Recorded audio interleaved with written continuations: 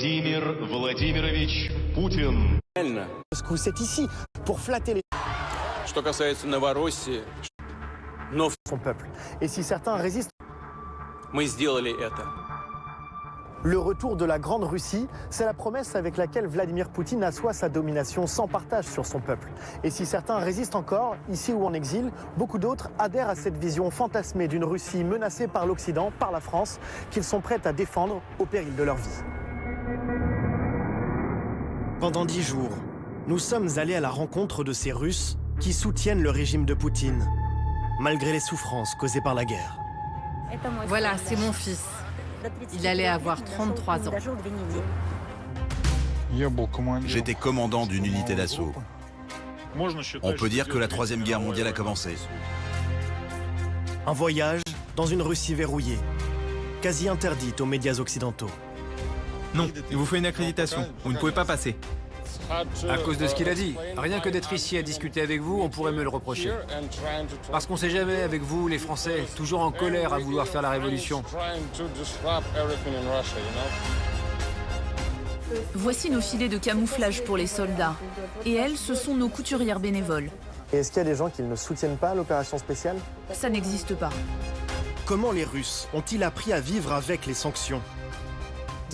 Même si officiellement de nombreuses marques ont quitté la Russie, il nous reste leurs usines. Allez-y, goûtez. Quel horizon pour cette jeunesse qui n'a connu qu'un seul président.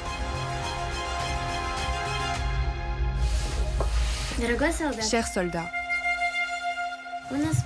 vous nous sauvez et chaque minute, vous risquez votre vie.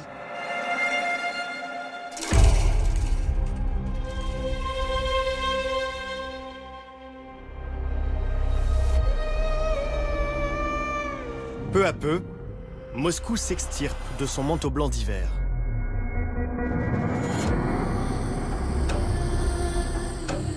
Dans ces rues, toujours sous bonne garde, règne une étrange impression de flottement.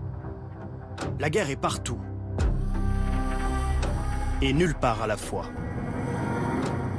À son peuple, Poutine ne demande qu'une seule chose, vivre comme si de rien n'était. Surtout, ne pas poser de questions sur les 75 000 soldats qui seraient déjà tombés en Ukraine. Ne pas s'inquiéter non plus de la traque des opposants politiques. Ne pas se préoccuper enfin de l'isolement du pays, cerné par les sanctions occidentales.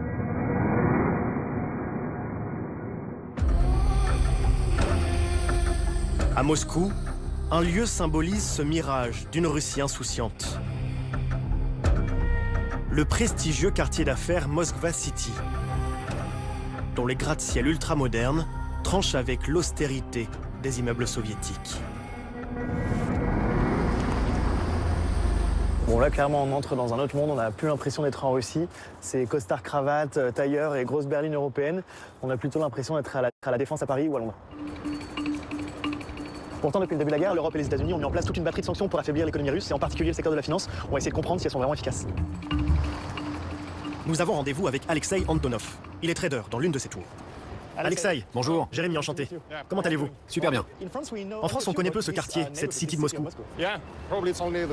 Oui, c'est que le début. Il y a 15 ans, il n'y avait rien ici. Et tour après tour, ce quartier est né. Et maintenant, c'est le quartier des affaires. Comment c'est possible que toutes ces tours soient sorties de terre si rapidement? C'est grâce à l'argent. La Russie est une place financière très importante. D'accord, donc la Russie est un pays capitaliste comme les autres. Oui, pourquoi elle ne le serait pas? Ne vous fiez pas à son look de hipster européen. Alexei est un fervent défenseur du régime de Poutine. Vous, les Occidentaux, vous avez une vision biaisée et pervertie de la Russie. Vous nous voyez encore à l'époque soviétique avec tous ces immeubles effrayants, des tanks dans les rues. Ça n'a plus rien à voir avec ça. C'est possible de nous faire visiter la tour dans laquelle vous travaillez? C'est impossible? Donc c'est interdit pour nous, en tant que journalistes français, de monter avec vous? Oui, en quelque sorte. Non, pas vraiment interdit, mais mes associés n'aiment pas les Français à cause de Macron, à cause de ce qu'ils ont entendu à la télé. Le président français Emmanuel Macron évoque toutes les possibilités, y compris celle d'envoyer des soldats en Ukraine. Vous savez pourquoi Macron serre la main de Zelensky? C'est parce que Poutine n'a pas voulu le prendre au téléphone. À cause de ce qu'il a dit. Rien que d'être ici à discuter avec vous, on pourrait me le reprocher. Parce qu'on sait jamais avec vous, les Français, toujours en colère à vouloir faire la révolution. Mais j'ai une autre tour pour vous. Direction la tour Oko. 354 mètres de hauteur. Sortie de terre il y a tout juste 10 ans, c'est la 3e plus grande tour d'Europe. Une course vers le ciel. Waouh, c'est impressionnant. Pour permettre à Moscou de s'affirmer comme une place financière incontournable dans le monde. C'est le genre de bureau où vous travaillez? Non, c'est juste un bureau de l'un de mes amis. Il va le louer prochainement à un nouveau locataire. Mais depuis le départ de nombreuses firmes internationales, beaucoup de locaux sont aujourd'hui inoccupés. Cette tour-là, c'est la tour Mercury. Et celle-ci, plus loin, c'est la tour Fédération. C'est la 2e plus haute d'Europe. La première est aussi en Russie, à Saint-Pétersbourg. Elles sont super classe. Il y a aussi un héliport, mais on ne peut pas l'utiliser en ce moment. Les vols sont interdits à cause des circonstances militaires. Oui, c'est vrai que d'ici la guerre semble assez lointaine. Et pourtant, il y a quelques mois, des drones kamikazes se sont abattus dans ces tours. Oui, c'est vrai. Donc la guerre se rapproche. Heureusement, il n'y a pas eu de blessés. Le 30 juillet 2023, au milieu de la nuit. Plusieurs drones s'abattent sur des immeubles de ce quartier d'affaires de Moscou. Les attaques sont aussitôt attribuées à l'Ukraine par le Kremlin. Ça vous a rappelé que la guerre n'est pas si loin? Oui, on n'oublie jamais la présence du conflit. Parce qu'on lit les journaux, les gens en parlent beaucoup. Chacun de nous connaît quelqu'un qui est au front en ce moment. On n'y peut rien et on doit les soutenir. Justement, l'armée a besoin de toujours plus d'hommes pour aller se battre en Ukraine. Est-ce que vous craignez que ce soit un jour votre tour? Pas vraiment. En Russie, il n'y a pas de mobilisation obligatoire des soldats, comme c'est le cas en Ukraine. Les gars qui y vont sont volontaires. Si la situation reste comme ça ira. Mais si les choses changent radicalement et que par exemple votre président décide d'envoyer ses gars en Ukraine, là à ce moment-là peut-être qu'ils auront besoin de moi là-bas.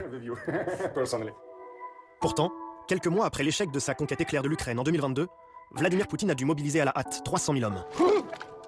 Un vent de panique a alors traversé la Russie. En quelques jours, au moins 700 000 Russes ont fui leur pays pour éviter d'être enrôlés de force. Dans les milieux d'affaires aussi, la guerre a chamboulé le paysage. De nombreuses banques et multinationales ont quitté le pays. Rien qu'en France, le groupe automobile Renault, très implanté en Russie, suivi par la Société Générale, le géant agroalimentaire Danone et les leaders français du luxe LVMH, Kering et Hermès. Alexei a alors vu de nouveaux propriétaires prendre leur place. Dans certains cas, les entreprises ont été revendues à des Russes, qui continuent donc la même activité, mais en leur nom. Il y a aussi beaucoup plus de Chinois et d'Indiens. Ils s'installent dans les bureaux laissés vacants. Avec le renforcement des sanctions occidentales, la donne a changé, pour lui aussi. Désormais, j'investis surtout en Chine. Ils ont plein de très bonnes entreprises là-bas.